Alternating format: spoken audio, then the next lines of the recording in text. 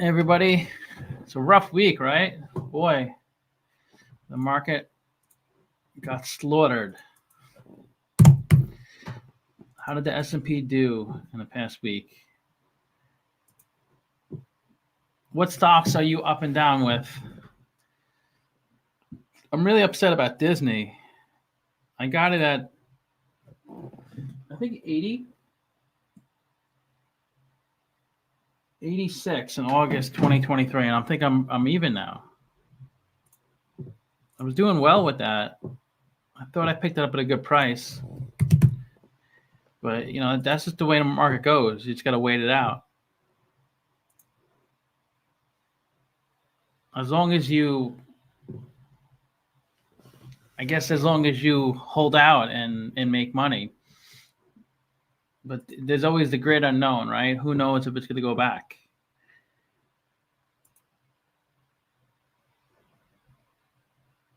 So I got it, was it August 2023? Yeah, so I got it down here, 86. I felt good. I was up a good amount, 40 or so percent. And now it's back. It's pretty much back to where I bought it.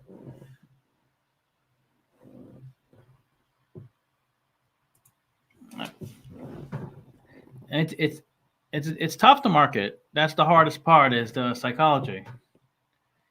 Because even if you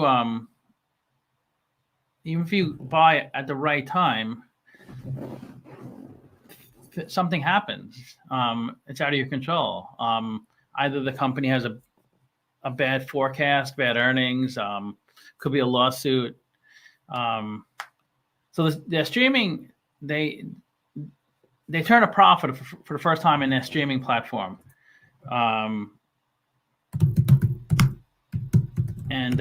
their theme parks are struggling. So that's the pullback from the theme parks. So so they beat earnings.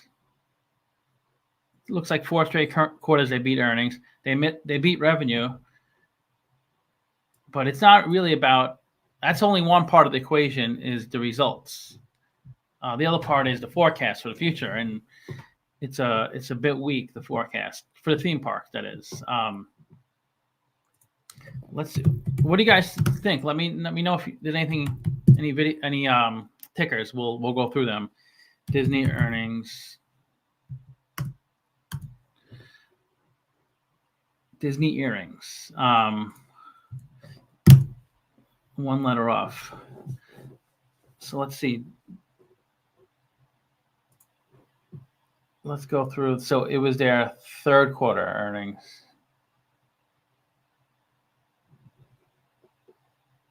So revenue $23 billion, from up almost $1 billion from last year.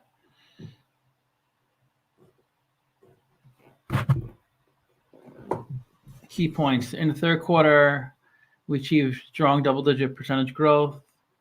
Entertainment segment operating income nearly tripled.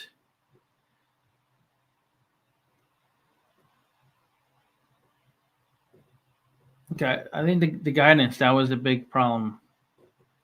As a result of strong consolidated financial performance in the third quarter, our new full-year EPS growth target is now 30%. We continue to focus on driving incremental cost savings beyond, remain on track for profitability of our combined streaming business in Q4. In Q4, we expect Disney Plus core subscribers to grow modestly. Netflix is still growing well. So far this quarter, we continue to see strong demand. Do you guys follow there's one big benefit Disney has over Netflix. Do you guys know what that is? One of the reasons I bought it, they have something that Netflix doesn't have, which makes it more appealing. Even though Netflix is the king of streaming, they're number one. They were real early to the game, but there is one key thing that Disney has that Netflix can't have. Let's see. So I don't like reading this. I just want to see the 10Q. I have a hard time reading these.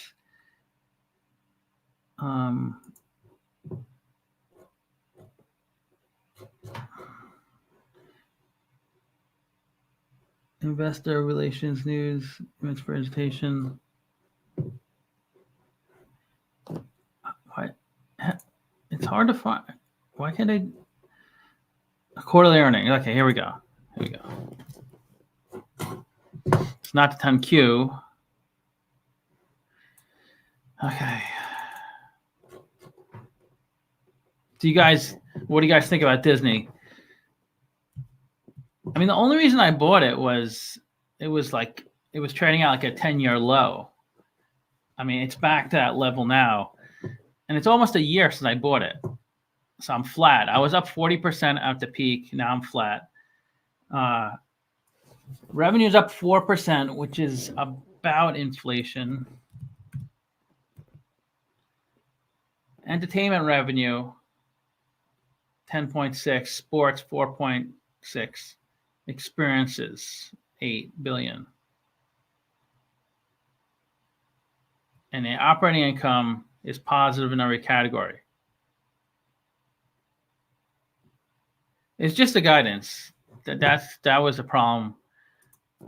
Weak guidance for theme parks.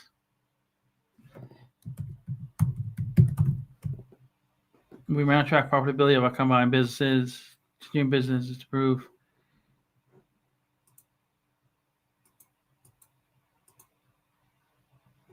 DTC streaming. Okay. Revenue. So there you go. The first operating profit in streaming. So it looks like $6 billion is that break-even point for them. They were $5.5 billion with a $500 million loss. I think they're doing a better job at cutting expenses.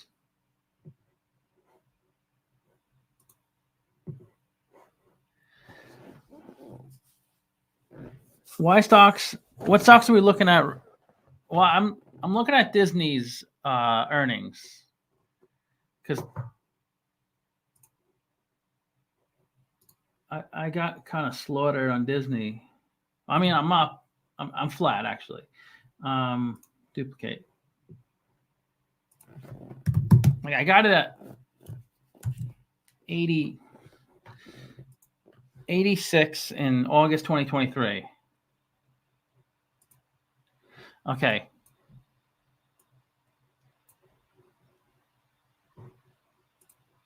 I like the date range. Okay, let's go back to 2015.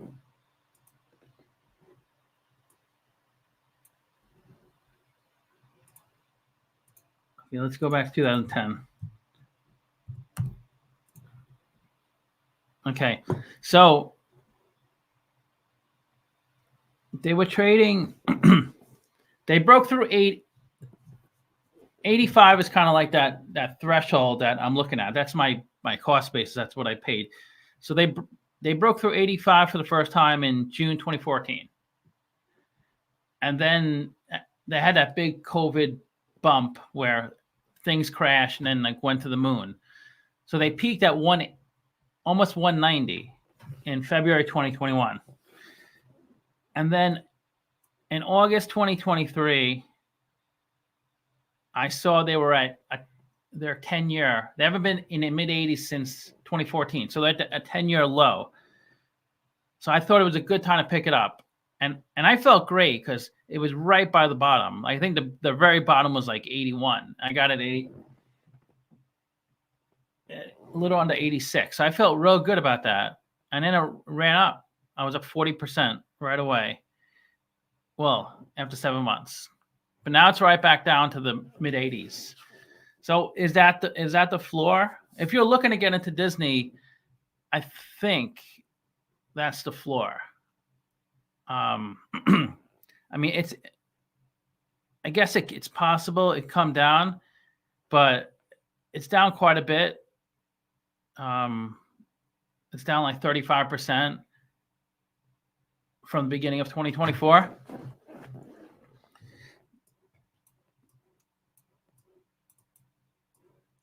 And I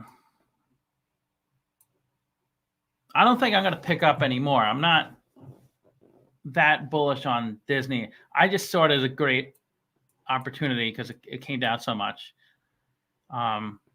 So, I mean, I'm not like, I'm okay about it because I'm a long-term investor and I have faith in the company. I'm buying GameStop, no joke. $4 billion of cash on hand, controlling costs. No, it's not. Nothing wrong with GameStop. I mean, it's not. I wouldn't say it's a great investment, but it's all about price points. Everything can be overvalued potentially, and everything could be undervalued potentially.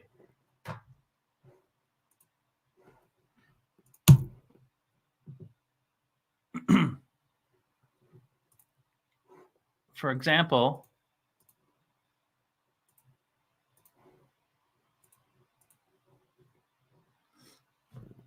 if there's a house in your neighborhood that's normally $250K, that's about what the houses sell for in your neighborhood, for example. And there's someone who's like really needs to get out, like they have a job opportunity across the country and they need to sell the house within like a month, and the only way they can do that is they find someone to give them cash, because when you sell to somebody that needs a mortgage, there's risk the person doesn't get approved, or they get approved and something doesn't go right, like they can't come up with some down payment or whatever. So your neighbor says to you, listen, I gotta sell the house. I'm willing to sell it for $190. Even though you know it's $250, that's a great deal, right? Or if your neighbor on the other side of you has the same exact house, $250, but he's like, he thinks it's worth more, so he wants $300. So it's the same exact house. One neighbor is $190, the other neighbor is $300. So this is a great deal, $190. Even if you think, even if you're bearish on home values and you're bearish on real estate, it's all price points. So yeah, nothing wrong with GameStop. I'm buying GameStop. Okay, can you kindly list the list of winning stocks in the chat? I can stay for the full video and we'll have to come back. List the full list of stocks. I don't know what that means though. What list? I don't have a list of stocks. We just talk and like maybe uncover things. I was just talking about Disney because I owned it and it's come down. But I'm not going to buy more. I already have enough in it. I'm not super bullish on it, but I do see value long term. I wasn't planning on selling within a year. I'm a little bummed, I guess, that the stock came down to my cost basis, but that's life, right? So the S&P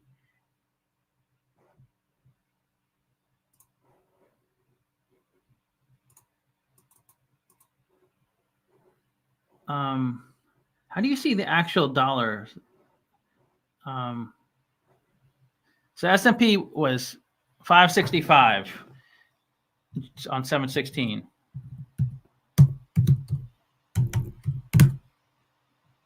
This is how you track the market. I mean, you could do it. There's other indexes, but I think the S&P is a pretty good one. And then 517.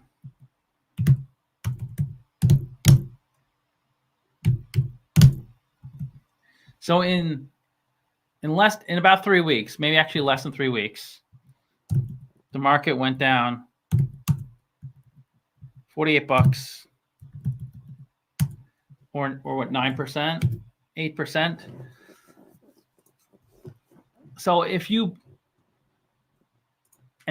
there's some stocks that went down 50% in this time frame. 716 to 85. There's some stocks that went up 50%. But if you threw a dart and bought threw a dart, like there's 1,000 stocks on the board, you threw a dart at 10 of them and you bought 10 stocks, you're probably down 8.5%. Unless you got lucky and the dart fell on something that went up. So if you bought today, you saved yourself 8.5%. If you put $10,000 into the market on 716,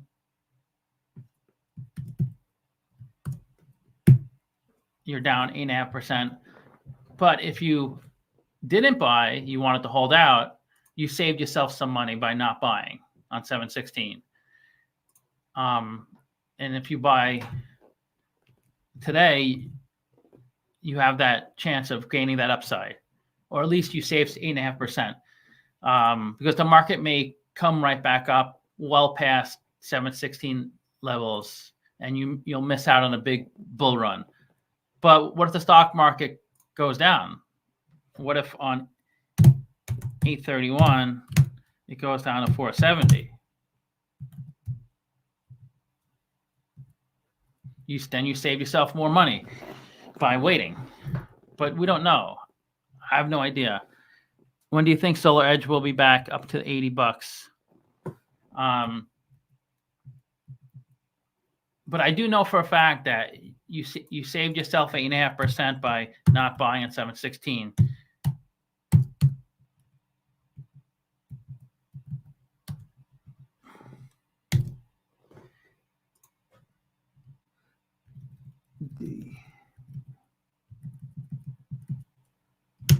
And if it goes down to 478.31, you saved yourself 17% by not buying.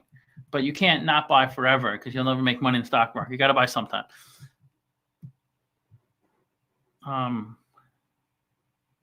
So what's SolarEdge? Is that a good one to talk about? We can talk about SolarEdge. I do like GameStop. I wouldn't mind talking about GameStop. So let's look at SEDG. 2120.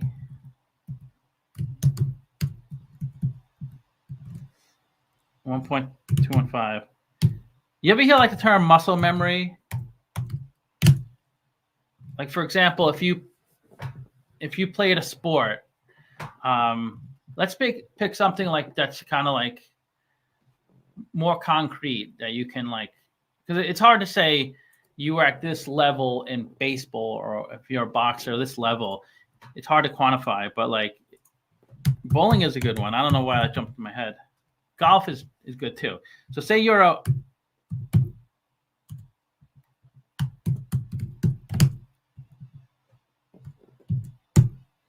say you're a 190 average.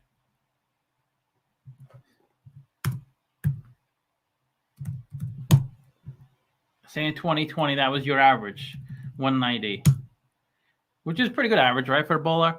And then you don't really bowl much for a few years. Maybe you could blame COVID. And then you join a league now and you're down to 170.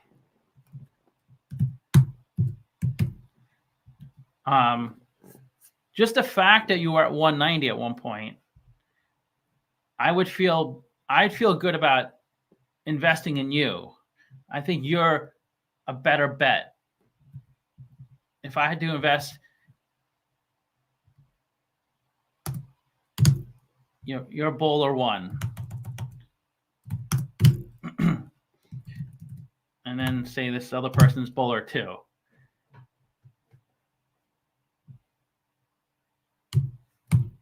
And they didn't take a break like you did in 2020. They just kept bowling through. And they were a 160 average in 2020, and they grew their average to 170 because they've been, they didn't quit like you did. So who would you bet on between these two bowlers? Would you bet on you, bowler one, or would you bet on the stranger, bowler two? And you could take yourself out of the equation. Who's going to have a better average in 2020? by the end of 2025. I'd bet on you, because it's like, if you played sports, you know about muscle memory. You're much more, if you already were at a certain level at one point, like if you lift weights and you were already at a certain bench, you already bench a certain number, you're more likely to get to that number again, even if you regressed way back. And it's a lot faster. Like, you're probably, naturally, it would take this person to get from 170 to 190. It could take this person like 2 years. But the fact that you were already there, it's a lot quicker. It's a lot easier for you to get there again, because you know you know how to do it. So it's kind of like stocks too. If a stock was trading at 190 at one point, and now it's down to 170, it's kind of like muscle memory. It was already there. So I'd rather bet on the stock that was already at those levels at one point, especially at the pullback. The reason the stock is down is something that's not even really relative. Like, for instance, if I don't know, somebody quit at the company, like CFO quit, and the stock went down, there was a concern because the CFO was a big part of the company. So, okay, let's look at SolarEdge. I'm giving all these hypotheticals. Okay.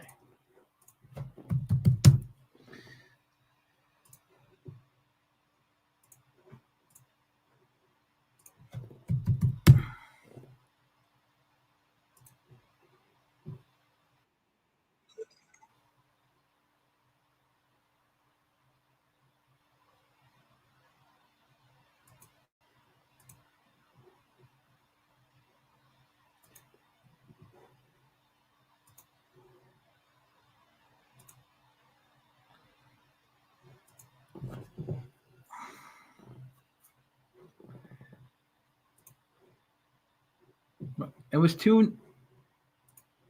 was 290.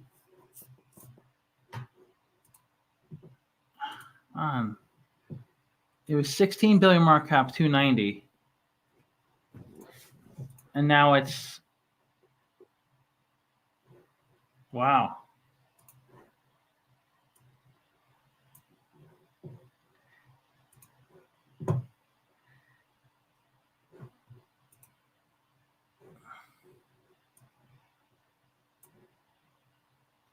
Talk about a drop.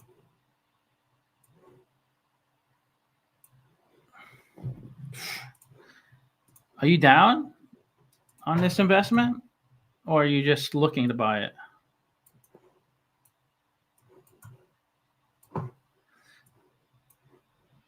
It was about 360, it looks like, at the peak. Okay, 350. Yeah, tell me about it. Sorry. That's painful. I've never been down that much in a stock. No, that's not true. That's not true. I lost like 90, not 90, like 70% of my investment in one stock. It was a lot of money. 350 down to 21.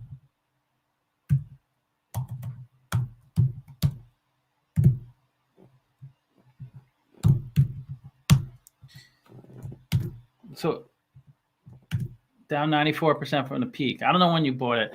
So, but try to, if you can, like, try to look back. Try to think, like, why did I buy it? Like, what was the reason you bought it?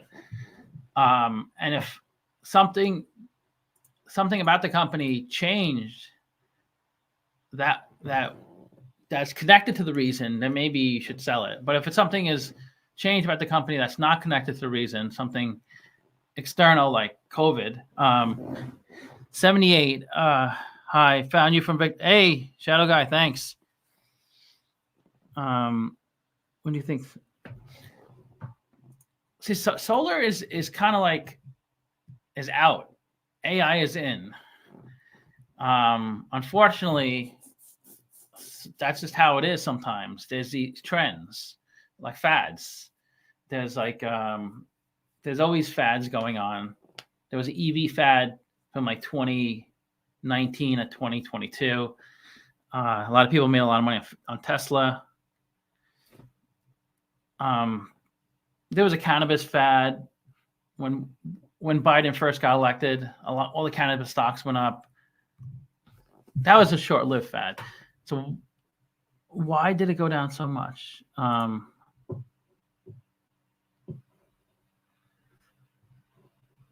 Wow. Well, fundamentally, it looks bad. Revenue went from 3 billion to 1.5 billion. See, when revenue goes up a lot, that doesn't necessarily mean the company's doing better. But when revenue goes down, it usually means the company's doing worse, which sounds odd, but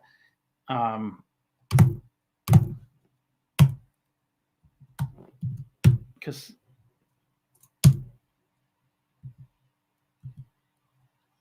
I'll show you, like, say you were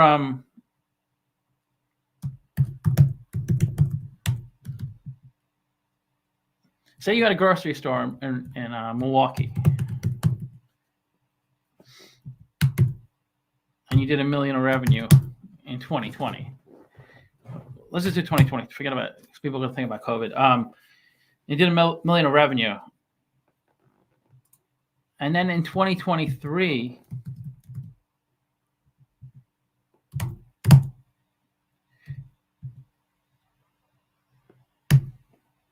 you did 1.7 million of revenue.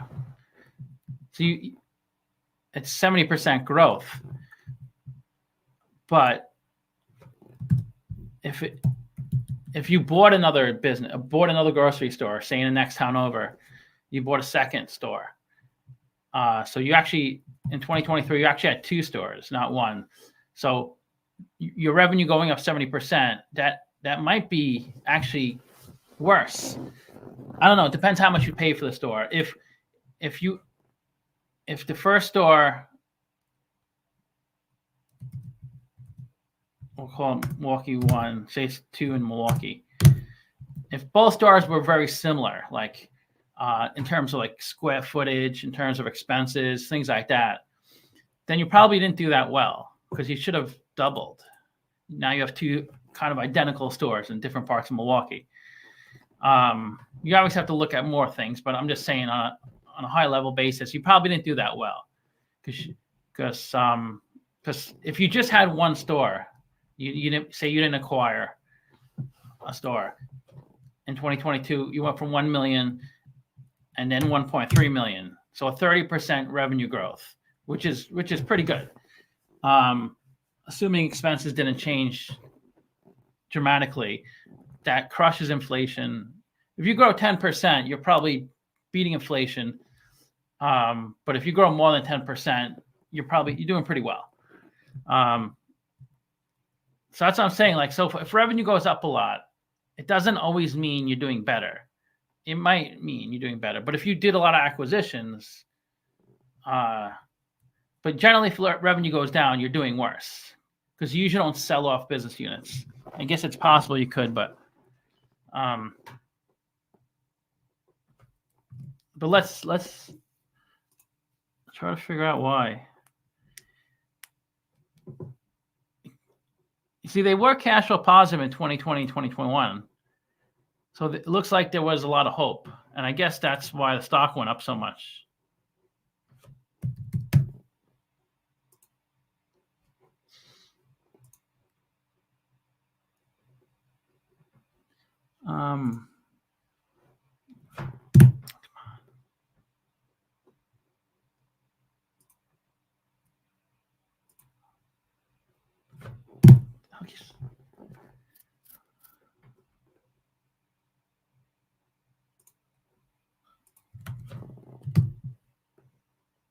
Let's go back to 1/1/2019.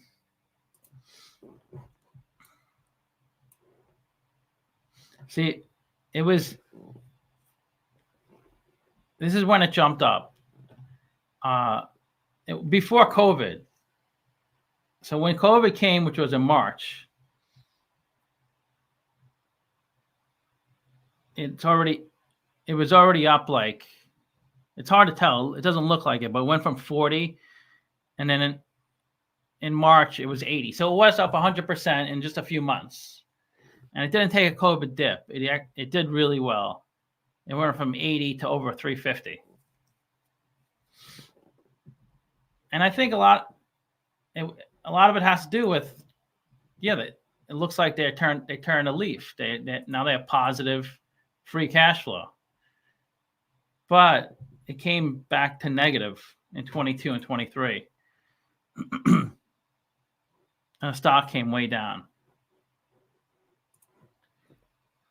They're really, really burning cash. Why are they burning so much cash? Does anybody know?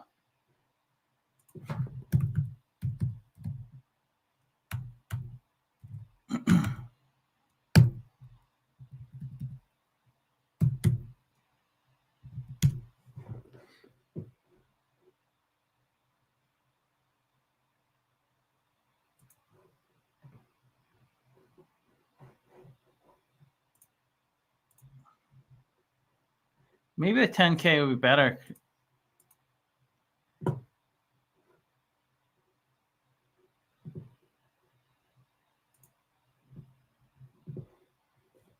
Because it seems like it's more, it's from 22 and 23. It seems like it started really coming. Things went upside down.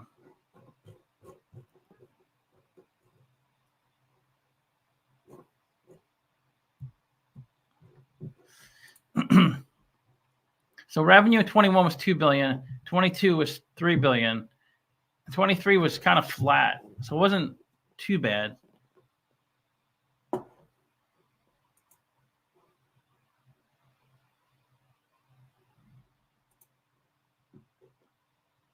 Well, it's really come down in the past 2 quarters. So maybe a 10Q would be better.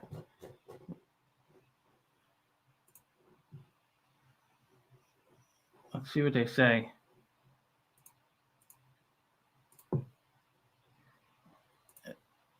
It's so slow. It keeps like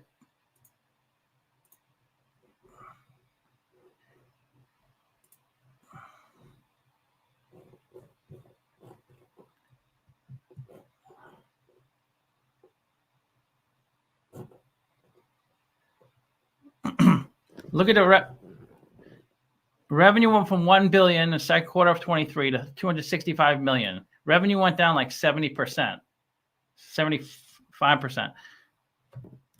Let's see what the solar segment revenue went from 940 million to 240 million. That's pretty much the entire drop.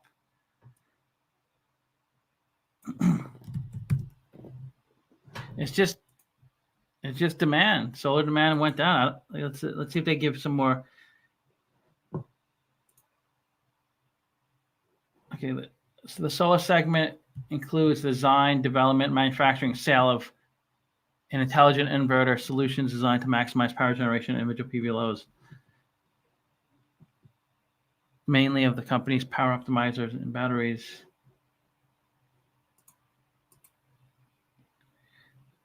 You would think they would talk about it. They would give a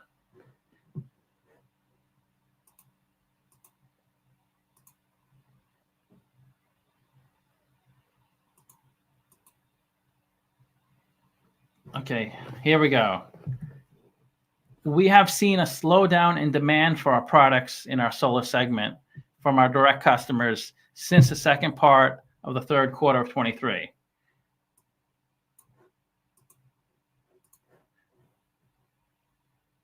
So the third quarter of 2023 is right here. So they went from nearly $1 billion in the second quarter of 23. It came down in the third quarter. It looks like it didn't come down that much. it still was pretty strong. But I imagine at the tail end of the third quarter is when the slowdown really came, probably in the beginning part of the third quarter. And then it really took a dive. It was more than cut in half, from 700 million to 300 million, down to 200 million.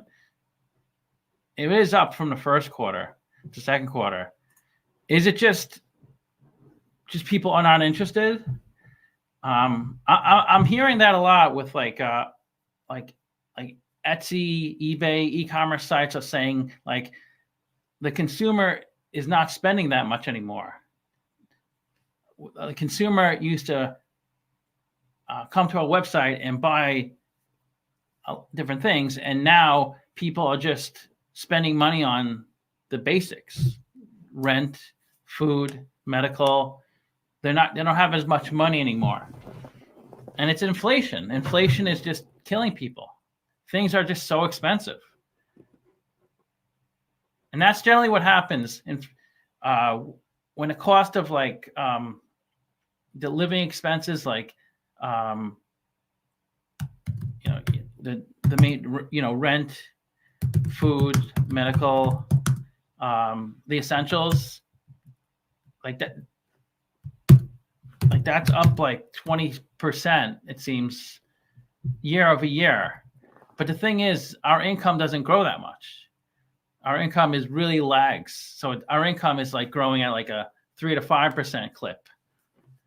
So eventually something has to give. We just can't afford any luxuries anymore. Like we can't afford to like go on vacation. We can't afford a nicer new car.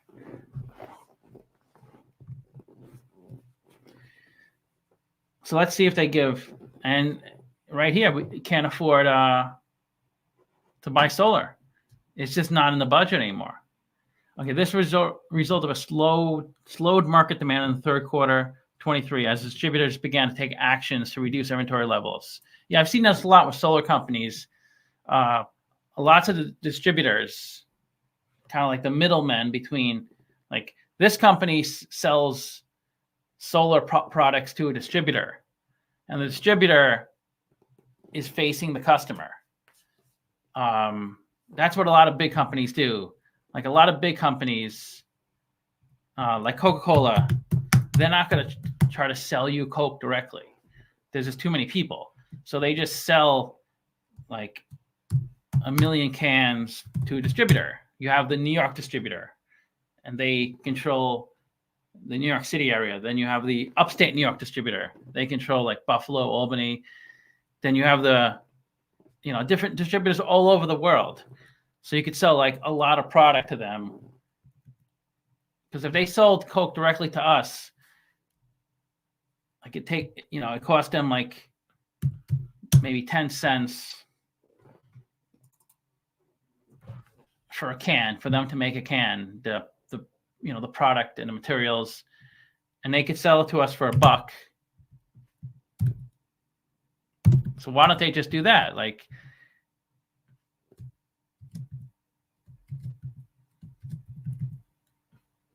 the margins are huge. Look at this margin, 900% markup. They make it for 10 cents. They sell it to us for $1. But it takes forever for them to sell it to us. It's so much work. You find a distributor, and a distributor, it still costs them 10 cents to make it, no matter who they sell to. But they can't sell to $1 to the distributor.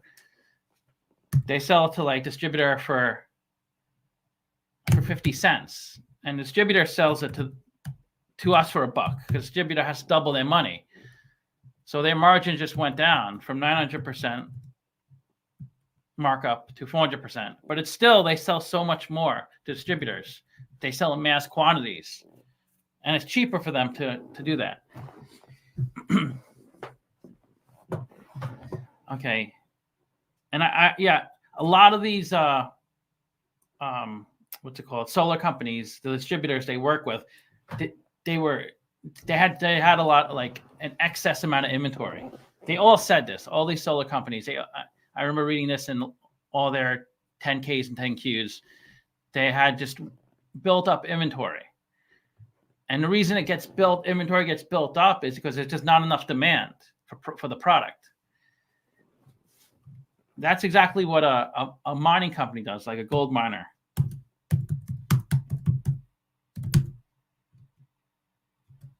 I get off on a lot of tangents, and I hope it's not too annoying.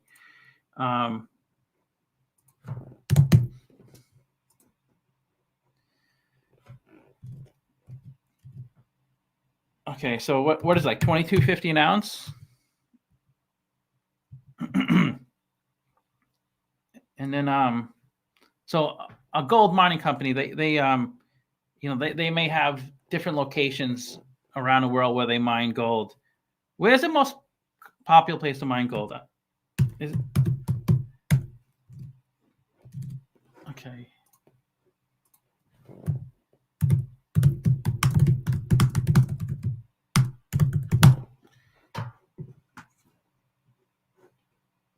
Colorado, Alaska.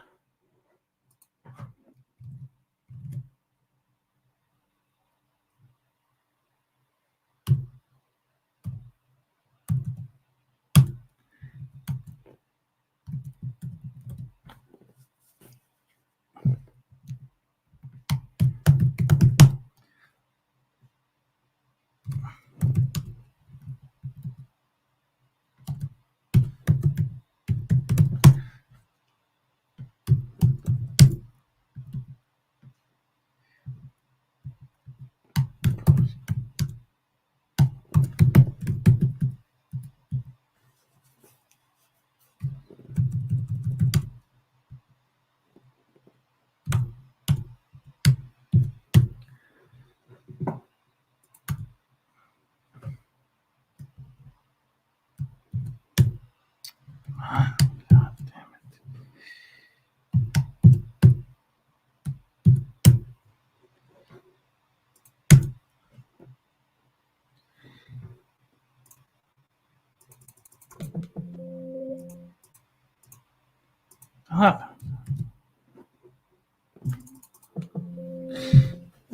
Does that burn cash when the warehouse Yeah, it definitely burns cash. But SolarEdge doesn't burn cash because the distributor burns cash by holding all that inventory. Because in this particular example,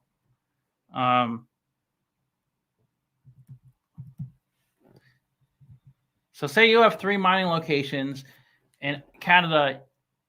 You generated 100,000 ounces of gold. Actually, in all 3 locations, 100,000 ounces of gold.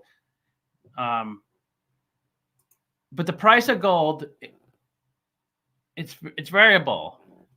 Some locations it's cheaper. It's just easier to get to. Payroll's cheaper, things like that. So if you mine, if it costs you $1,800 to mine gold in Colorado,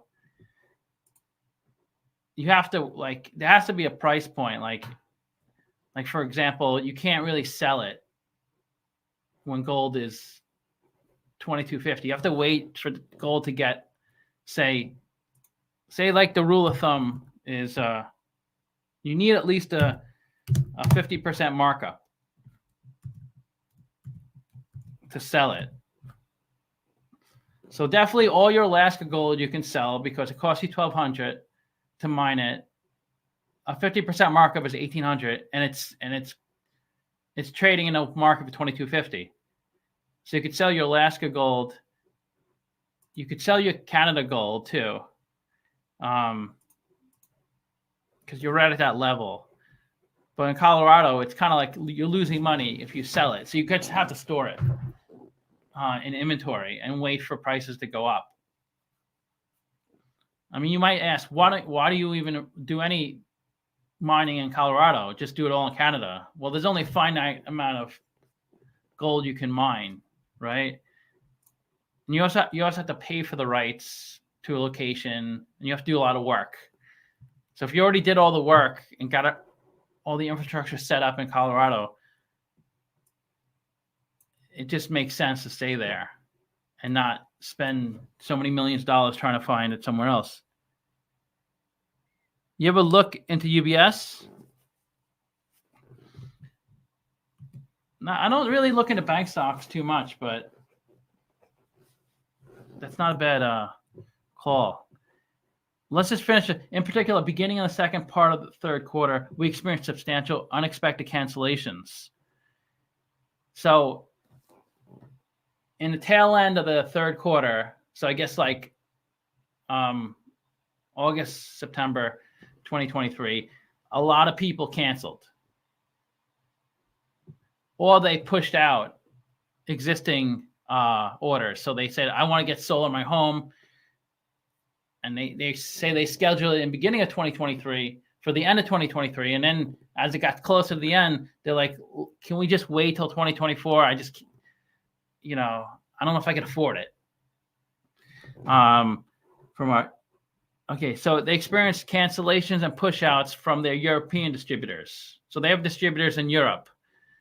So that's the thing. It's kind of like when you invest, especially with a company that sells all around the world, it's not just the demand in the United States, it's also demand in other countries, and also currency rates in other countries, because there could be, it could be in Singapore, they could be doing the best economy, they're doing the best, it's like every vibrant people making a lot of money in Singapore.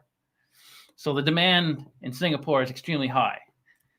And then say in Vietnam, it's a recession in Vietnam. You can have these micro recessions in certain countries. They're worse off than other countries. It's definitely possible, especially if something significant happens. Remember 9/11? That kind of pushed us into a recession when the planes hit. But that doesn't mean other countries are affected. There is kind of like a trickle down type of effect. But sometimes a country could be in a recession due to independent reasons within that country, and it doesn't affect another country.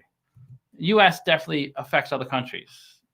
If we're in a recession, that affects usually most of the world.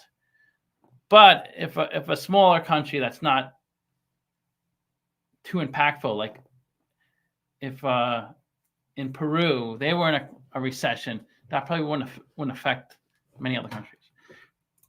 So we attribute these cancellations to high inventory in the channels and slower than expected installation rates in the U.S. and Europe.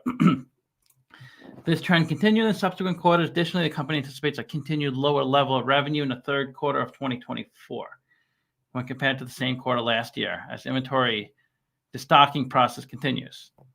So it's a real soft demand. That's the nice things about investing in like a Costco or grocery store. Demand is always there, regardless of how the economy is doing. But when you have like a solar company or maybe a jewelry, like a diamond, a company that retails diamonds or jewelry, high-end jewelry, a recession, really hurts companies like that.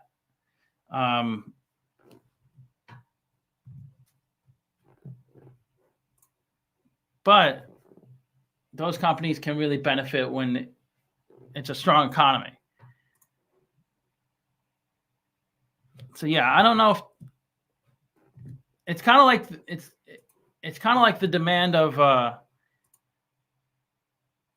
EV cars, things like that. It's going to be probably a soft demand for a while. And but yes, were you in Victor's stream? I recommended that to him and he liked it. MTDR.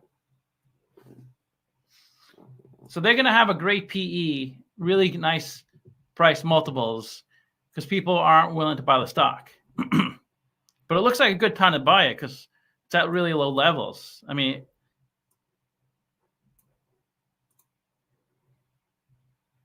it's pretty much at its IPO price. I mean, there was a point like in 2017, it was lower, but it's back to, if you bought it when it's in 2015 when they started trading, it's pretty much exactly where it is at 2015. So it's at a 9-year low.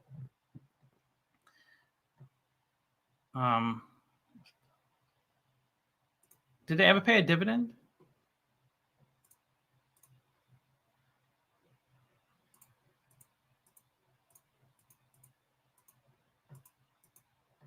Probably not, right?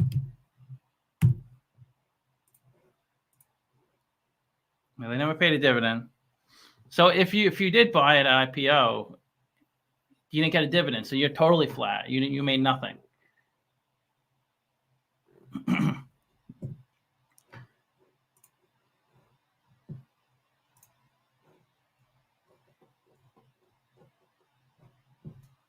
You know, if things turn around, the economy strengthens, the stock could 10x.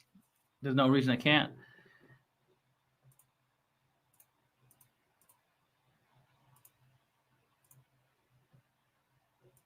Okay. So yeah, my revenue grew a lot. It was 130 million in 2014, and it got up to 3.7 billion. It's down to 1.5 billion, which is where it was in 2021. So I think it's priced, because if you look 2021, they're at the identical revenue, right, as 2021.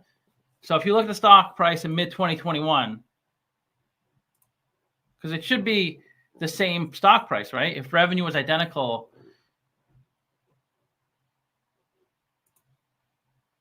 so mid 2021, the stock was 200, and now it's 20. So it seems like a really good value, because you could $1.5 billion of revenue. So in 2021, they had $1.5 billion of revenue, and they were trading at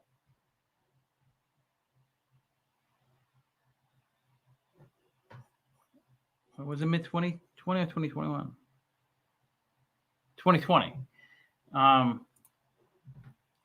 So mid 2020, they had $150 a share,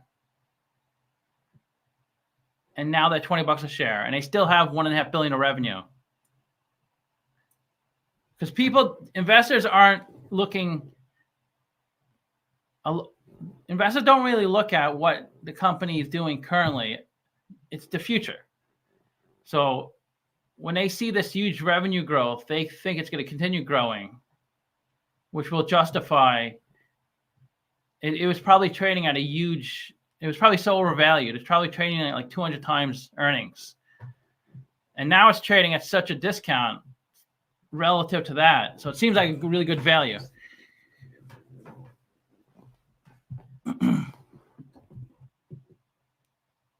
So there's definitely going to be some downward pressure, just due to there's a lot of tailwinds. But I think it's at a good point if you want to buy it. Not that I would, but I don't think there's that much downside left. It's trading at IPO price. Anything can go to zero, but they're not they're a good company. They're not like one of these crappy overvalued stocks that don't have much revenue. They're still generating 1.5 billion of revenue, even though it's half. Can you MTDR?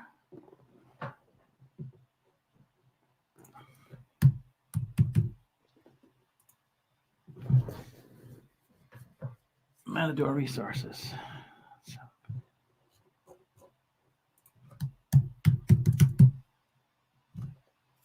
So 56.7.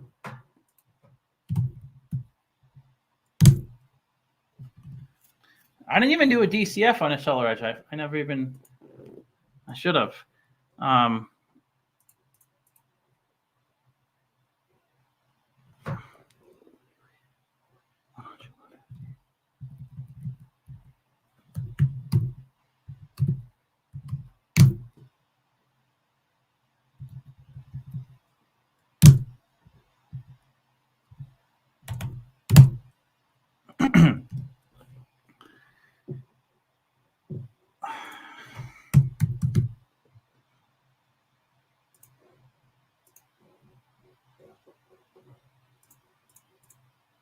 But it looks like the forecast for SolarEdge is to have negative free cash flow this year, but positive next year. So you can throw that into your model. 2, 7, 7, 1, 1.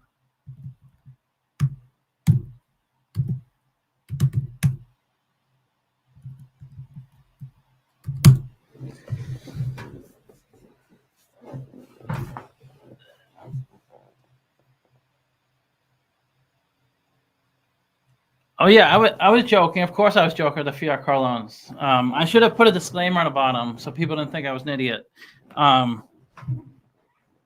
Thanks for watching it, and actually, because it was such a long video, so few people actually watched the whole video. So this looks really undervalued. Matador Resources, I'm at 95. It's trading at 56, so it's pretty undervalued. 7 billion, so it's not a big company, but 7 billion is a small enough number that it could 10x. Of course, that's not easy to 10x. But if it was 100 billion, 10x is kind of like, I mean, nobody 10x's from 100 billion to a trillion except NVIDIA. But no one can 10x in like a short time frame, like a few months. To go from 100 billion to a trillion, if you ever do that, which not many companies have ever done that, but if you ever do that, it should take you about a decade to go from that level, except if you're NVIDIA. Thanks for watching it. Yeah, I'm starting to get a little losing motivation. Like I spent so much time on these long videos. I don't know. Then I'm like, was it worth it? They don't get that many views. So Matador Resources.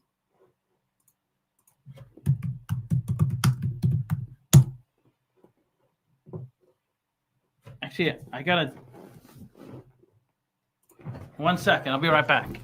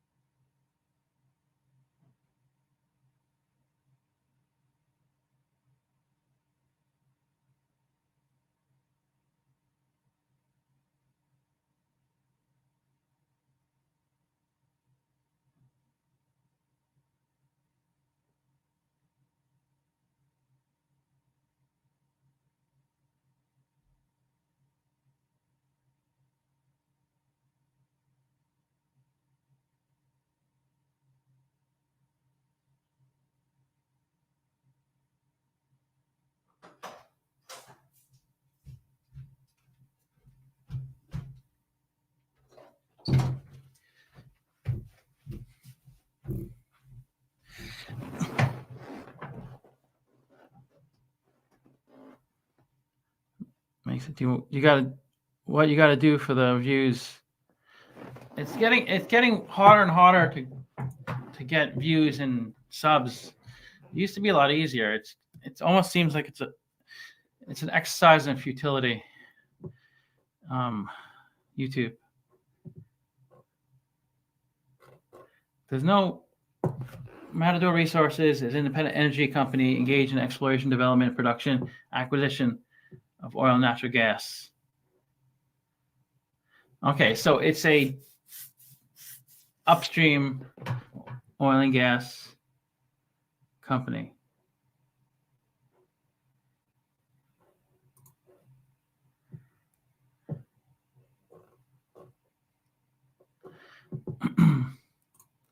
Let's look at a 10Q.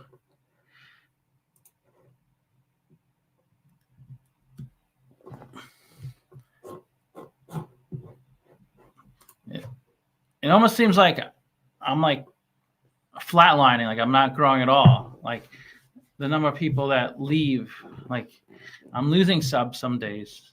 So it's just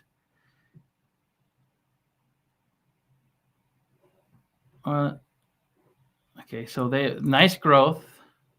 It looks like they're growing a lot. Oil and natural gas revenue.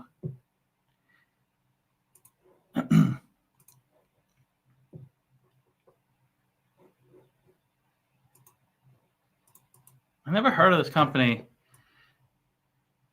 They only been trading since 2012. The dividend grows a lot. That's a good sign. Chart.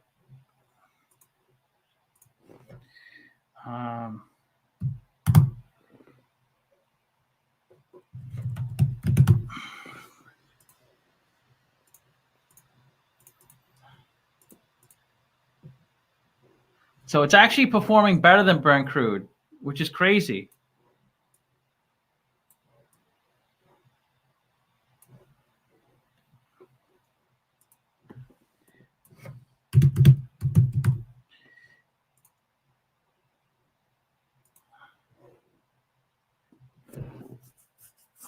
See, like this stock, I think started trading in 2012. If you go back to 2013, and if you put 10,000 into the stock, 10,000 to Brent crude. Brent crude is down 28% since 2013.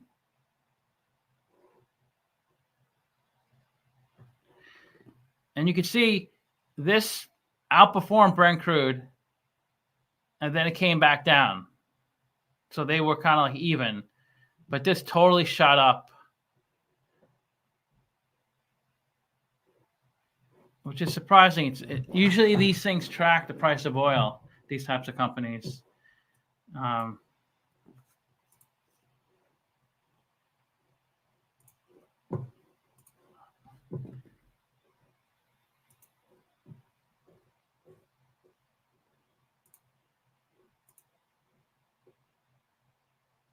Revenue's grown a lot.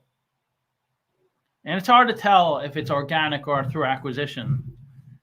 I mean, of course, you want to see revenue grow, but it's like if you're like Apple pretty much grows organically. That's the type of growth you want. But if your growth is mainly from acquisitions, you're paying a lot for that growth. So it's hard to tell just by looking at revenue. But if it's going up, it's going up. And free cash flow, they finally turned a profit in 2021. It peaked in 2022. It's come down. It probably moves a little bit with the price of oil.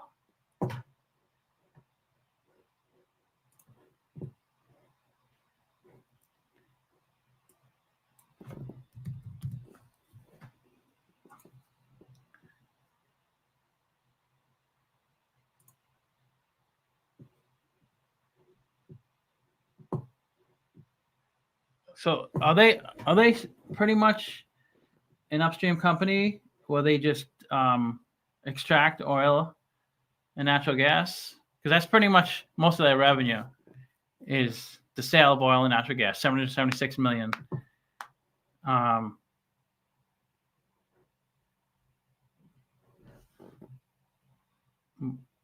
Matador Resources.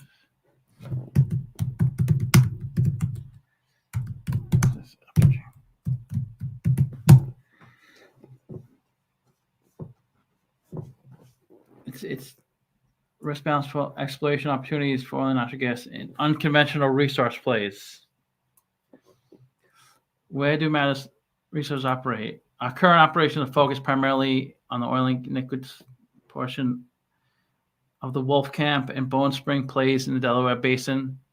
So that's a pretty popular place to extract oil, the Delaware Basin in southeast New Mexico, and of course West Texas is full of oil. We also operate in the Eagle Ford Shale. That's popular, Eagle Ford Shale in South Texas, and Haynesville Shale. I'm not familiar with Cotton Valley. I haven't heard of that one, but I'll show you. The good thing about with an upstream company, there's a lot more upside than downside. I mean, there's a lot more upside, but there could be a lot. It's much more volatile than a midstream company because they're really dependent on a lot of things, on how much oil they extract. But if you invest in a company like ET, Energy Transfer, a midstream company, they just kind of move oil from the upstream, from companies like this to downstream, to like a BP or something, the companies that sell the gas to the end consumer. So you missed out on a lot of run up. Is it going to keep running up? That's the thing. So you can see if you bring it out closer, then it makes a little more sense to me. So they're actually a lot closer. And since 2019, you could see they kind of track the price of oil. And from 2019 on,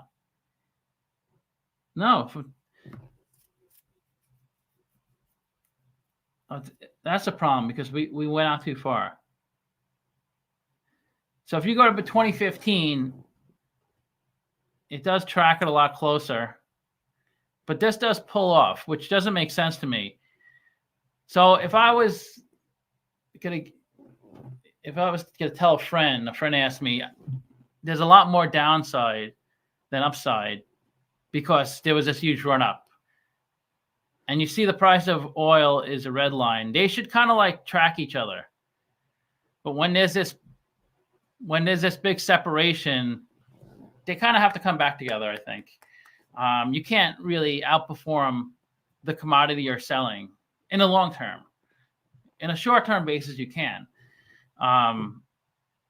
Because of, the stock price moves on supply and demand of the market, but there's too much arbitrage in here to keep the separation going. So there's going to be a lot of like downward pressure. Unless oil prices go up a lot, then of course the stock will do really well.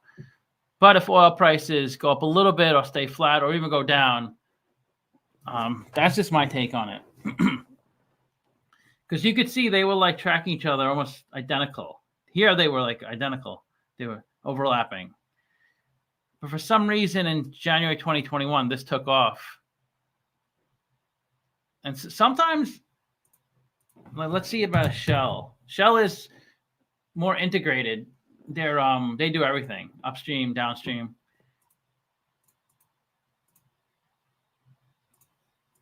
I mean, do you know what I'm talking about? You see, like, here's Shell. This is what you would expect an oil stock to do. It would track the price of oil. The red line is Brent crude, which is like the global oil price. West Texas is like the U.S. oil price, but Brent crude is like the global demand. That's a benchmark. Every country uses Brent crude as their benchmark, except the U.S. We use West Texas Intermediate. But it broke away too much. If anything, I would say short it until the arbitrage opportunity dissipates, and then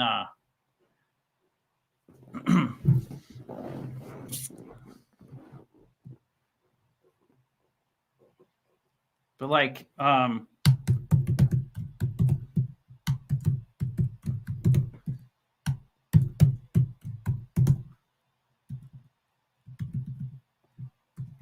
Actually, let me write it like this.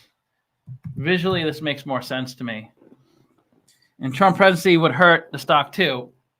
I don't know. Why do you say that? I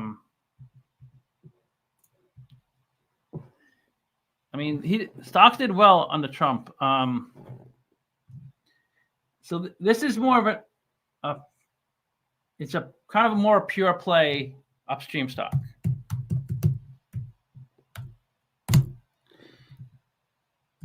ET.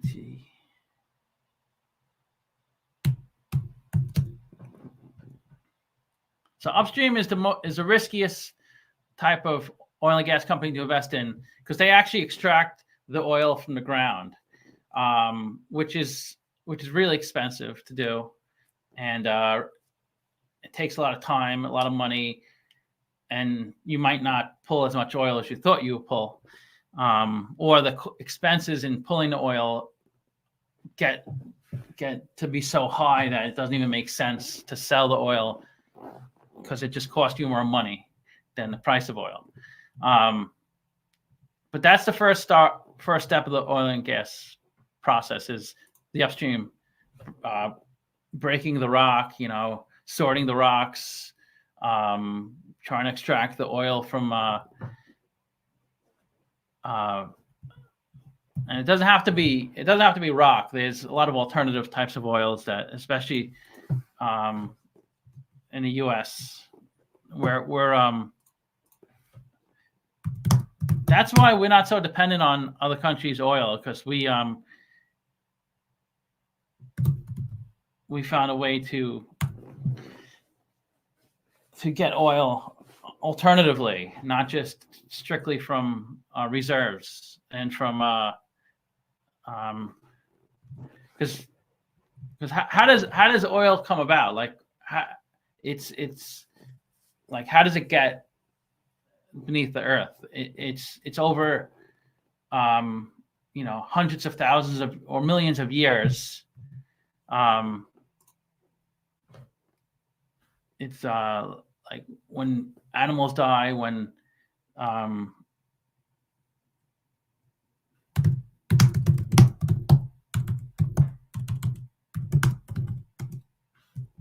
most of the oil is actually in the ocean, beneath the ocean floor, which is it's hard to get to. There's actually so much oil beneath the ocean floor, but we can't get it. It's just too expensive to pull it. Some of it you can get, but a lot of it is just so expensive. You can't. Unless oil prices go up to like $500 a barrel or $1,000 a barrel, that's the only way you'll pull it. But at the prices they're at now, it's just too expensive to go.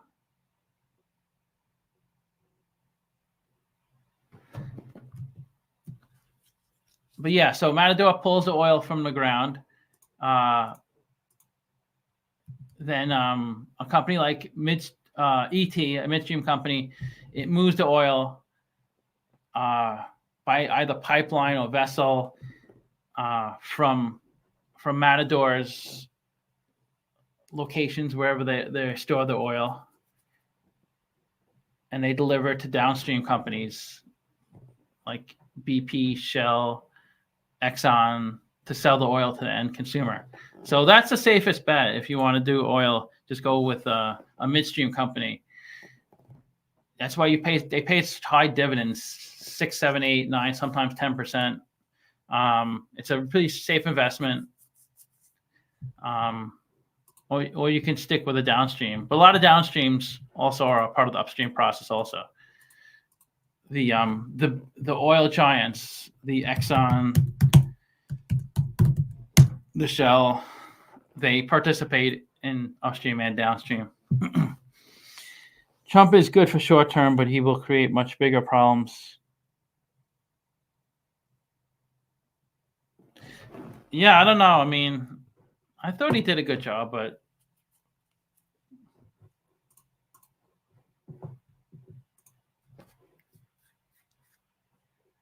yeah, I think it's just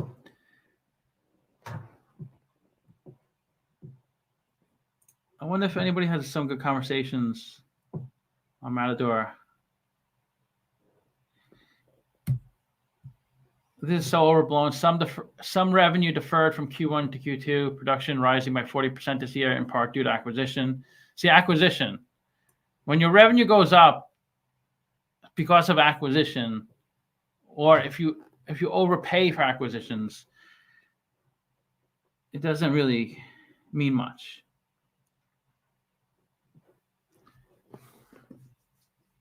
What's their price multiples?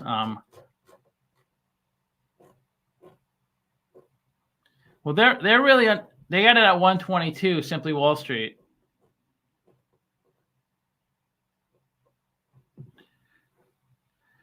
So their PE in 2019 it was 24, and now their PE is in the single digits. Price sales doesn't look that great, as good as I thought it would.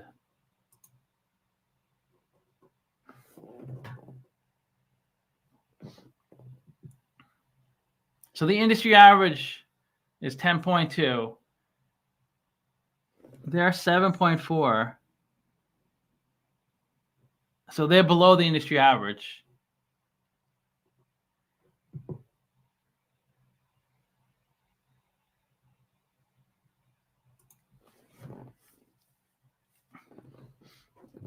Yeah, mark my words. I don't know about in the short term. I can't tell you anything in the short term, but a year from now, it should be down like 20 or so%.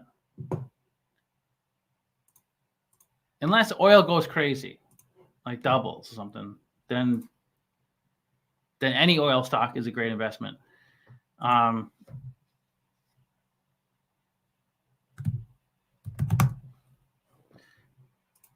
How has oil been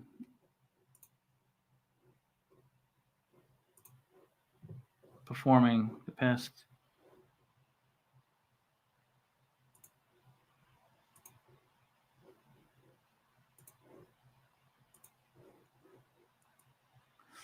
So there was that huge drop. It actually became negative in April 2020. It wasn't March 2020. April 2020 was the big crash in oil when it became negative, when you had to pay people to take oil off your hands. That's what negative, that's how oil becomes negative. You have to actually pay somebody to hold your oil for you. There was so much oil in the ocean in these vessels that they had to,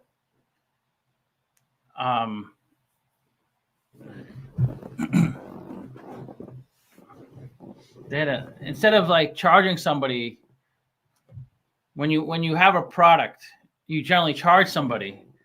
You sell the product to them, but instead of selling the product to them, they were giving them money to just take it off their hands. That's what happened.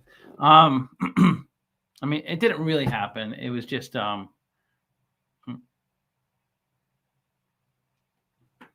but that's how it becomes negative. It's kind of like deflation in Japan. When you put money into a bank in the United States, you get like a 3, 4, 5% interest rate, right? But in Japan, they have deflation. So when you put money into a bank in Japan, you have to give the bank money to hold your money. You have to pay them interest. So if you put $100,000 in the bank in Japan, you have to pay the bank $1,000 a year just to hold your money. So yeah, and then that huge bull run, and it's been trading fairly sideways for a year and a half, I guess, within a pretty tight range. Plab.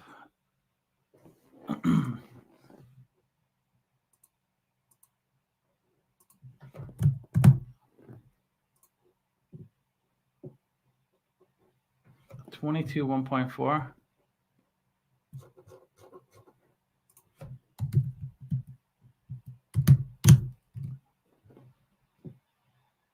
No dividend.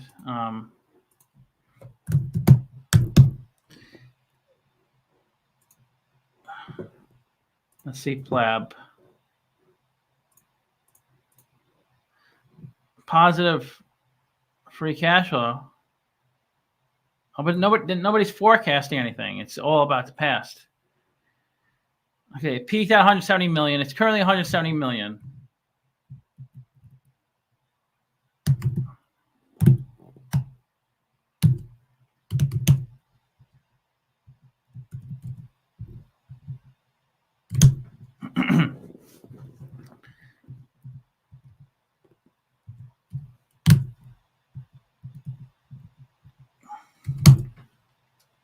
So this seems a little undervalued. Surprising, a lot of things seem overvalued now, what I'm noticing, but I'm at 36, they're 22. Free cash flow, 170 million. I mean, it was 120 million.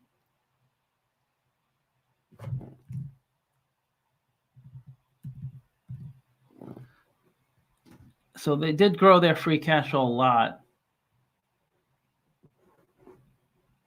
Photronics.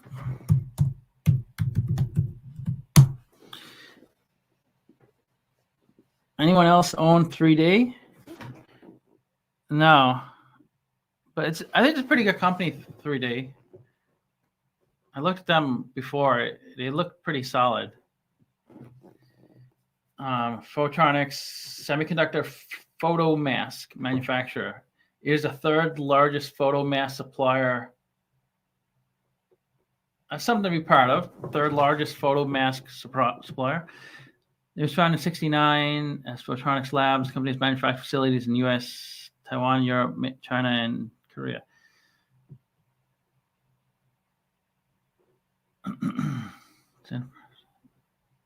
Technologists choose from Photronics reticles. Aptina Imaging, Freescale. Global Foundries is a customer of theirs. LG, that's a big. Micron is a customer. I've done a video on ST. That's a pretty good. TI. So pretty big semiconductor names in their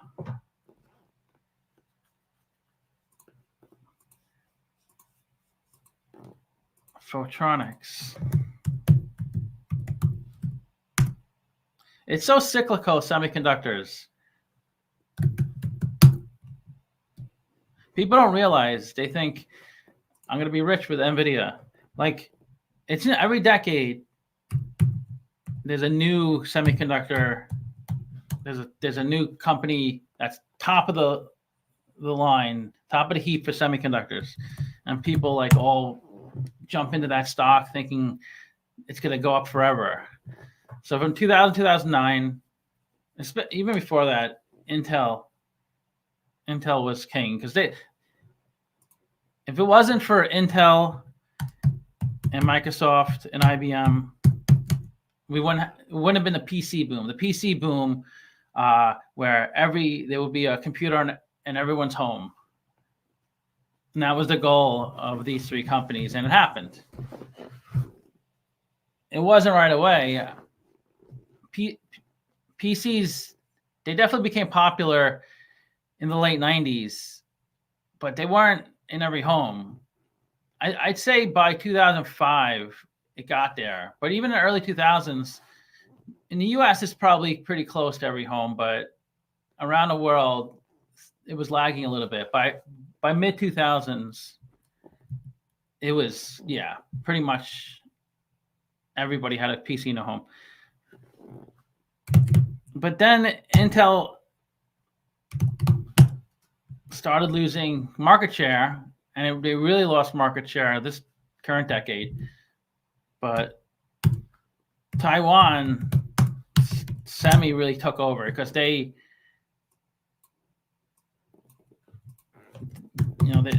a foundry, so they do all the manufacturing for all the big semiconductor companies like NVIDIA, AMD. They would just outsource their manufacturing to Taiwan Semi, and so they can just NVIDIA could just focus on designing the semiconductor chips and coming out with the best chip.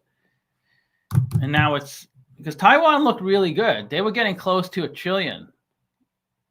I think by 2021, they were like 800 billion.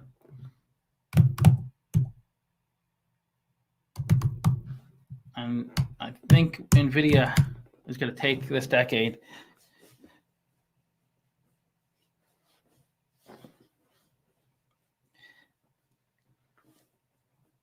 Yeah, Intel is spreading itself too thin. It's trying to be both a foundry and fabless. Just pick a lane and stay with it. It's hard to do everything.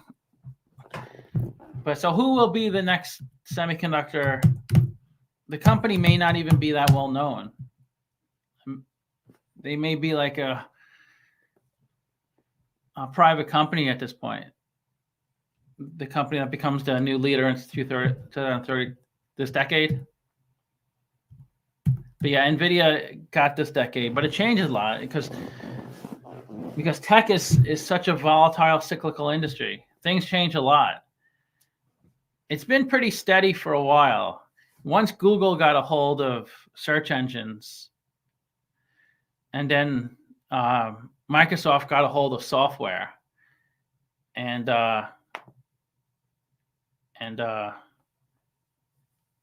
well, if you just talk about technology, Amazon e-commerce took control of e-commerce. So it's just these Goliath companies, and Apple with the phone, obviously, and also with software, and some hardware. But it's been a little more steady lately. For a while, it was just like every year it was changing. You had like Yahoo was search engine king, and when AOL was then Yahoo, and it changed a lot. Finally became Google, and now it's pretty much Google. It's been steady with that.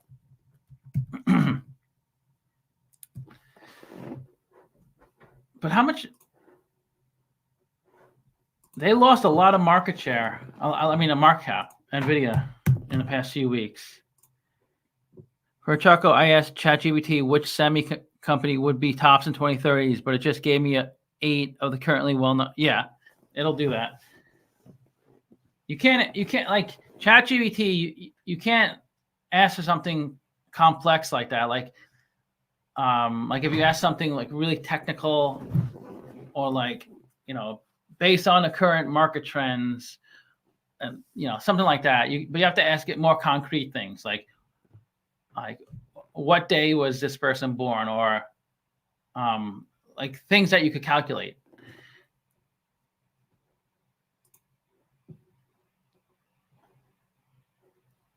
Let's see the 52-week.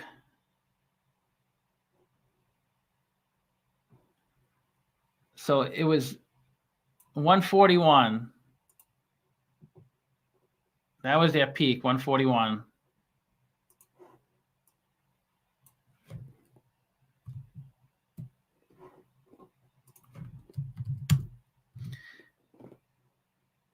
And they fell to 99. They did fall below 100, right?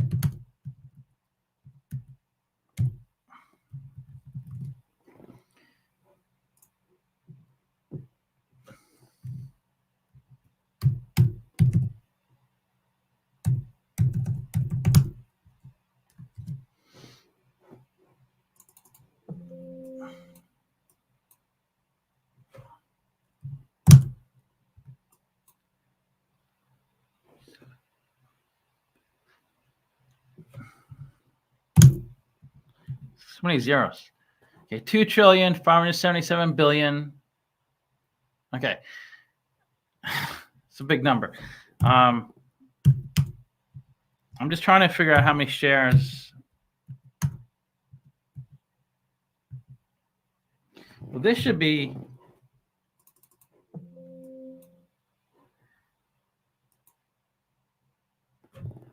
That should be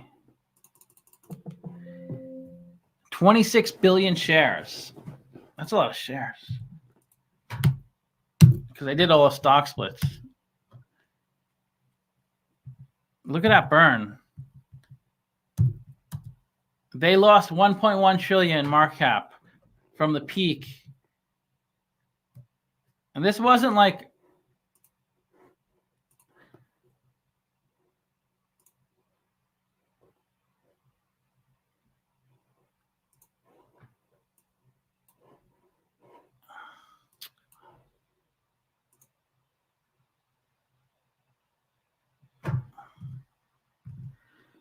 where's that 141 I saw earlier?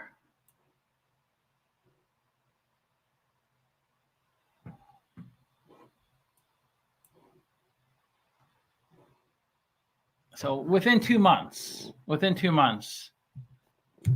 they lost over $1 trillion. 30% drop within 2 months from top to bottom. That's crazy, right? Because there's only like 5 companies in the world that are that big. And they just lost that in market share. How many companies are 1 trillion?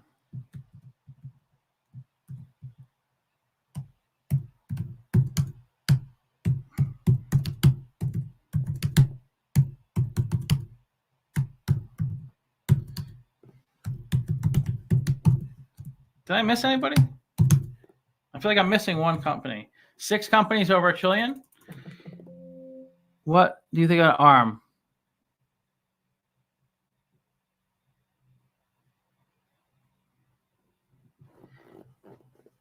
NVIDIA, Meta, Amazon, Apple. That's all. It's only 6 companies over $1 trillion. I feel like I'm missing one. No. Isn't like the Amazon, isn't it like the Fab 7 or the, I thought it was 7 stocks that are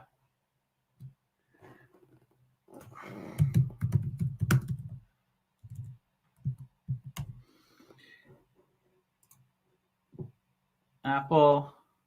Well, Saudi Aramco I don't count because Berkshire is getting close to $1 trillion. Saudi Aramco, because it's mostly private. It's only a small percentage of the company, like 8% of the company is publicly traded. Berkshire, Taiwan, look at that. Taiwan. Eli Lilly, because of Ozempic. Broadcom. Tesla used to be $1 trillion. Tesla is part of the Magnificent Seven. Is that the other 7? So they lost. So there's only 5 other companies in the world that could have lost that much, because every other company in the world couldn't have lost $1 trillion in value because it wasn't even worth that much, even if they went bankrupt.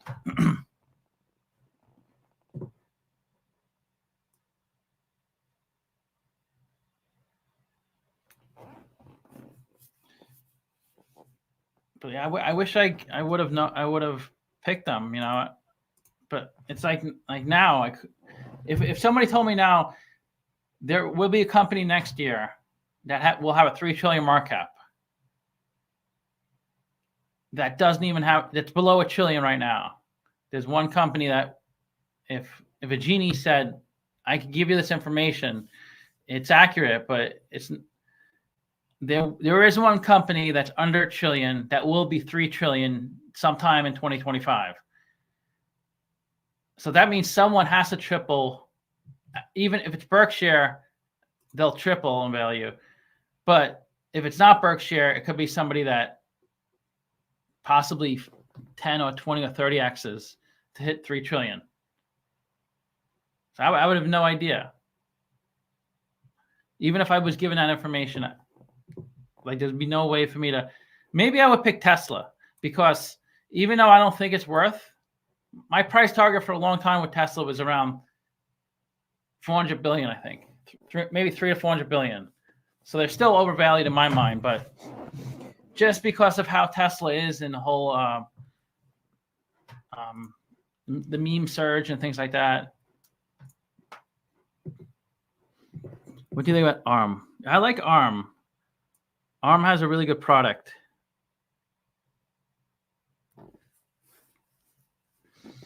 Thanks for it's mostly somebody said something. Isn't there a Plab? We saw. Okay, so Plab, what's so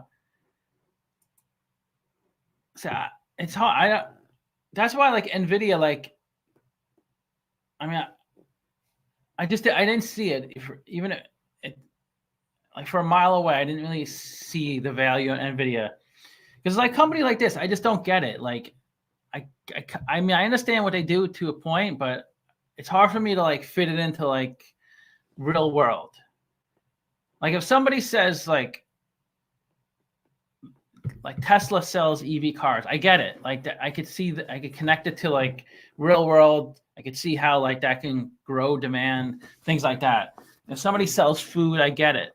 I'm not saying just because you sell food, you're going to be rich because everybody eats, but I mean, I see the connection between your product and demand and scalability. But like company like this, I just don't, it's hard for me to quantify. I don't even understand what they do, and I just read what they did. Let's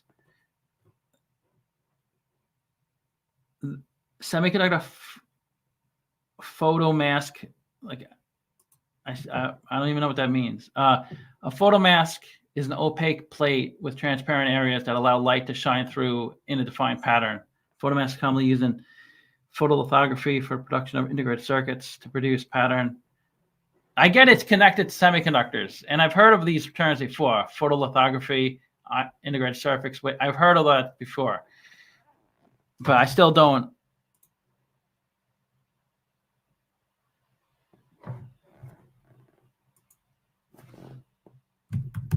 I saw that word, but I don't even. How do you pronounce it? A word? Reticle? Reticle?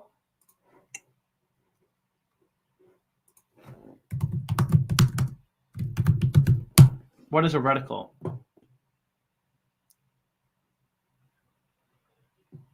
So a reticle. Oh, I guess like retina. Okay, a reticle is a series of fine lines or fibers in the eyepiece of an optical device, such as a telescope, a microscope, or on a screen of an oscilloscope, used as a measuring scale or an aid in locating objects. Okay, I think that makes a little more sense now that I read it. Photronic.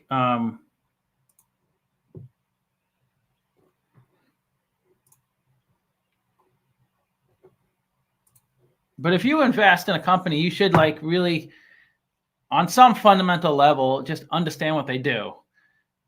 I think you want to do that before digging into financials. Just on a, if possible. I know it's not easy. It took me a little bit to kind of get it. And I don't even know, if you ask me next week, I'm not sure I can tell you what they do, but I think I got some basic understanding of what they do.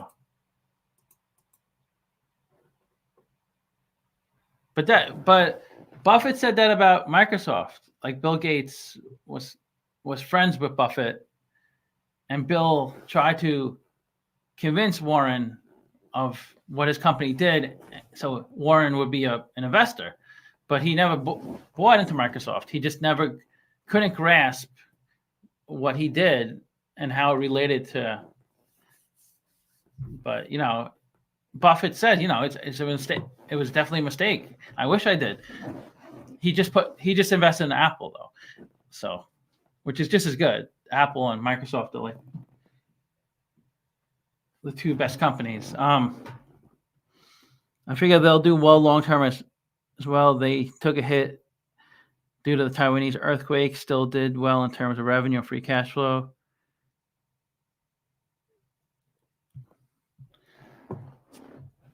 Revenue is down. Is that from the Taiwan thing? 217 million of revenue.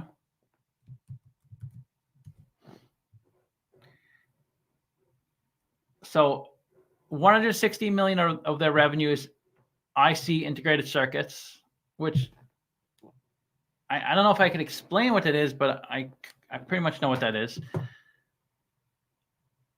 And then FPD.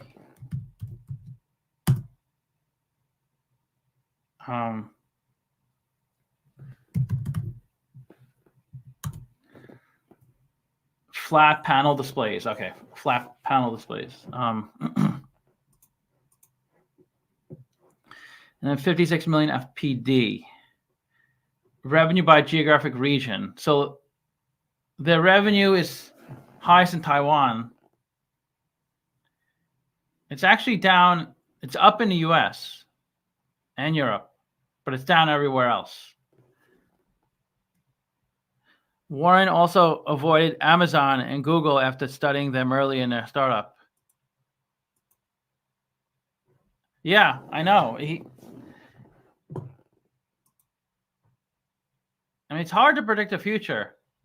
But the thing is, with these really wealthy investors, even if you pick even if you drop, say you had 1 million to put into 5 stocks, and you're going to hold both for all 5 for 20 years. So even if 4 go bankrupt, you could still make a ton of money if like one of the 5s was like an Amazon or I don't know, Google, one of them. So you turn that 1 million to 100 million. So you look like a genius. Or even if you take it more extreme, say you had 20 stocks. So you put $1 million into 20 stocks and 19 companies went bankrupt. And you just picked Amazon as one of the 20th or whoever you want to pick. And you 100x there. So 19 companies didn't do anything. So if people followed you, all the people who invested in the 19 think you're an idiot. And like, oh, he's such an idiot. I wish I never listened to him. But if this was like, I don't know, Microsoft or whoever, and that 100x, and people followed you, they would think you're a genius. Oh, he's so smart. He picked Microsoft so early. But a lot of these big investors, like these extremely wealthy investors, they throw money to like 1,000 different startups. And even if like out of 1,000, even if 900 go bankrupt and 2 are like blockbusters and like 10 are like a decent, like that's what it's about. Because you can't go below 0. You could just lose your investment, but you can multiply your investment many times with a winner.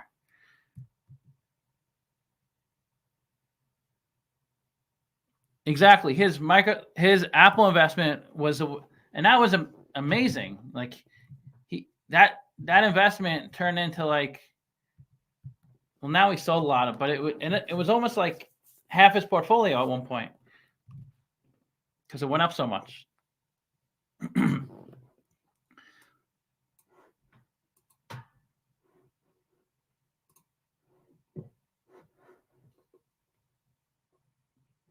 So now I feel more comfortable about the company. I feel a little more knowledgeable about what they do.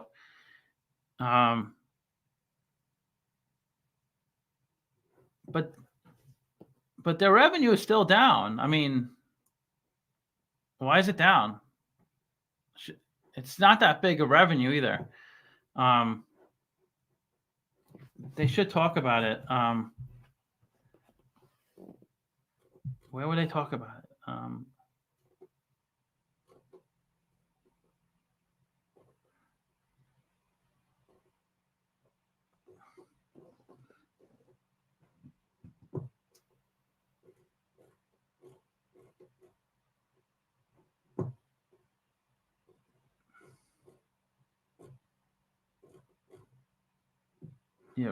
Revenue should really be increasing at a pretty rapid pace. Apple is 9x since Warren. Wow, 9x. I 10x my Apple investment I wish I didn't sell it. It could have been up a lot more. I sold it right when COVID hit. No, right before COVID hit. I was up 1,000, but I only put 1,700 into it. I didn't have a lot of money in my like late 20s, early 30s. I didn't really have that much saved.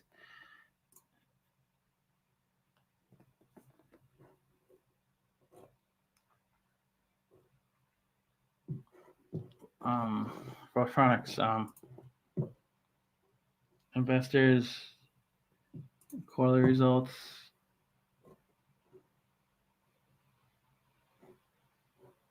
Let's see what they say.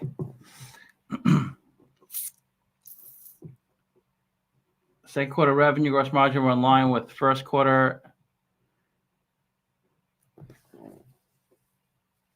Revenue was down 5%.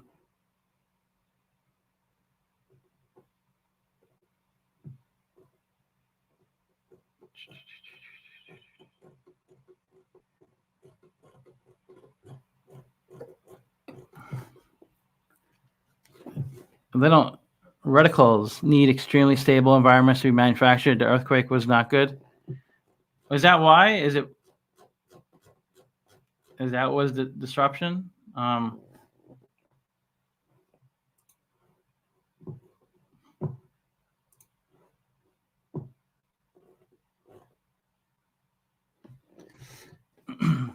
Revenue slightly higher. Okay, here, headwinds related to temporary soft demand following the Lunar New Year and the impact of Taiwan earthquakes. Okay. Operating income adjusted EPS decreased due to increase in qualification. So that should make you feel good. If revenue is down because of the earthquakes, that's probably not going to happen again. Or it's not. But if revenue was down, like when we looked at that solar company, revenue was down because less people are buying your product. That's not good.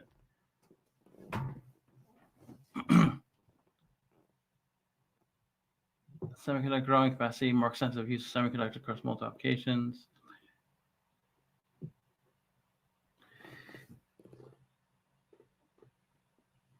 I'm going late? What do you mean? It's not late. It's only 6 p.m., 6:40.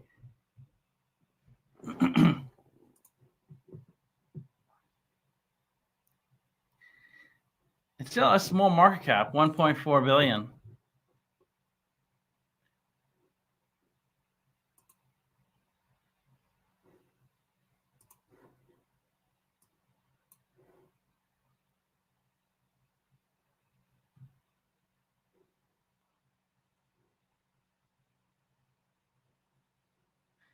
Look at it was under $1 when it IPO'd. Well, not. I'm sure it wasn't under $1. They must have did a reverse stock split. Oh no, I mean a regular stock split. 3 times 2 is 6. So IPO'd about $10. Its peak was in 2000. That was Intel also. It peaked in 2000, I think. I would think earthquakes would increase reticle costs, and this would be a cost play, though. I mean, it could increase costs, but it disrupted the supply chain, so they weren't able to make as many products.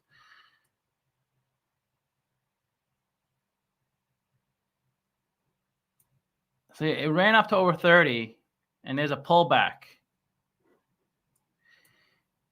Look at the RSI. It's at 36, which is pretty attractive for an RSI. Am I saying that right?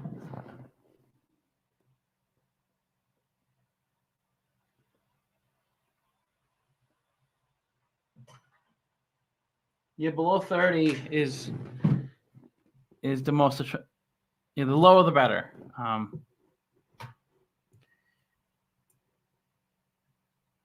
I wonder why. Because it's 21 right now.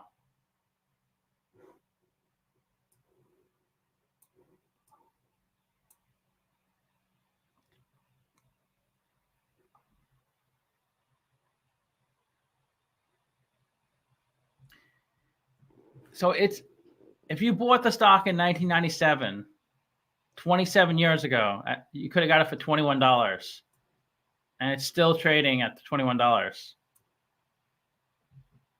It was under $1 in 2008. So this company's been around. This is not like a. I think there's a bit of risk here.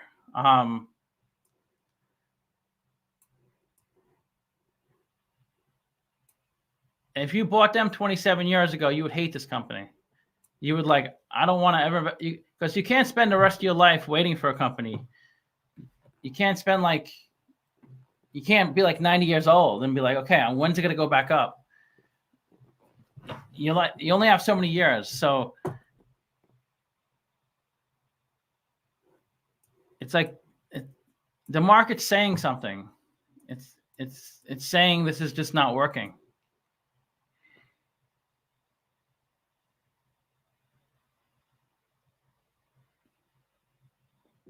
Oh yeah, their customers.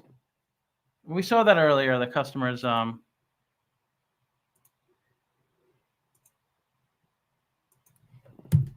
They sell to a lot of semiconductor companies. Like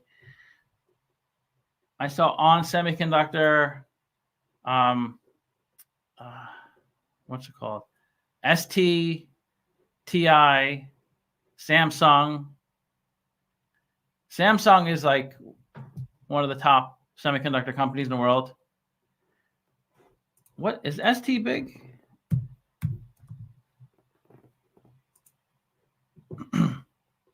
ST is, yeah, well, much bigger than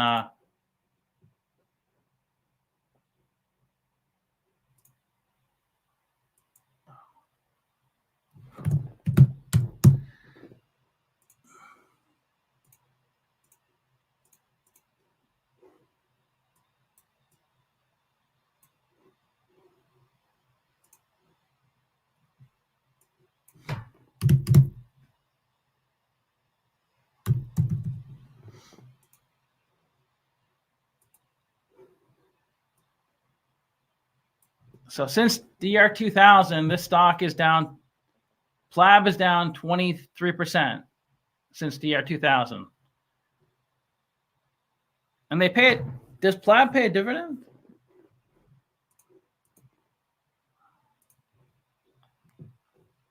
So you don't get a dividend either. So you would have made nothing on this stock. STM is down 42%, but you get a dividend, so you would have actually been up if they pay a consistent dividend. It's like Intel. It's probably a similar trend as Intel. Well, Intel lately is gone down though. Yeah, if it wasn't for the past, if we looked at this a month ago, Intel was doing better. Intel was up here, but Intel has been coming down a lot. No, what do you mean it's 20? This is current data. What do you?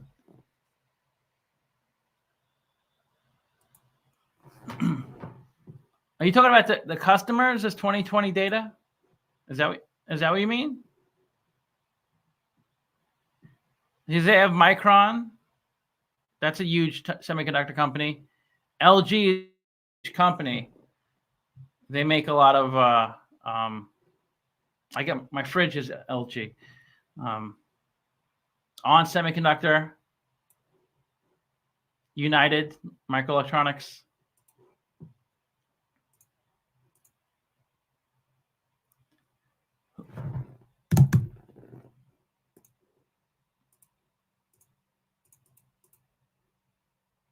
Like if you take like AMD, and AMD is not doing nearly as well as NVIDIA.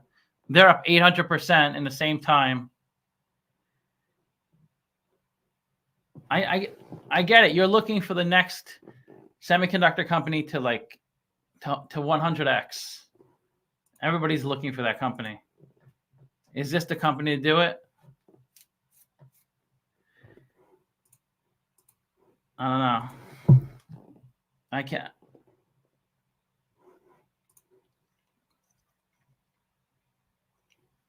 You see, semiconductors, it's not like the best industry to invest in. It's very cyclical. Things change often. I mean, NVIDIA is like the new kid on the block. They haven't been around that long.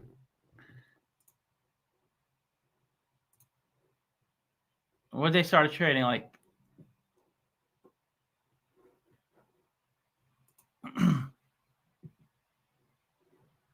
yeah, so they started in 1999, and literally for 17 years they didn't do anything. But yeah, some of these companies have been around 20, 30, 40 years, and they just kind of like, they just move sideways. They don't really do much. I mean, Intel was the semiconductor for like 30 years. They were number one, but they started trading in 1980.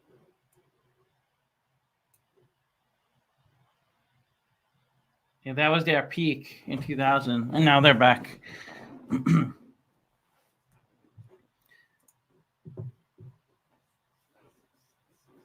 Yeah,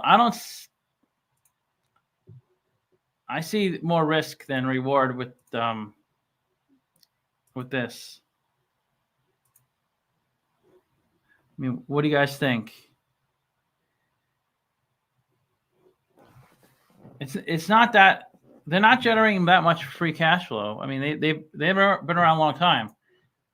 They're a small company, 1.3 billion. So they're not like Taiwan Semiconductor or anything like that.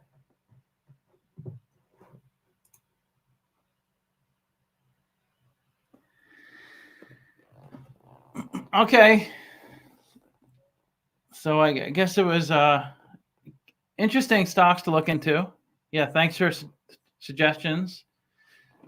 I think I'm gonna start doing more shorter videos, like 5-minute videos, but try to do like 1 or 2 a day, just to try to cover more stocks.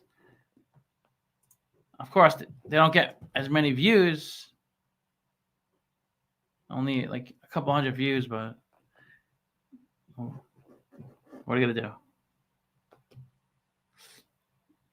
Okay, so I guess I'll see you guys maybe tomorrow. Okay, thanks for joining. Have a good night.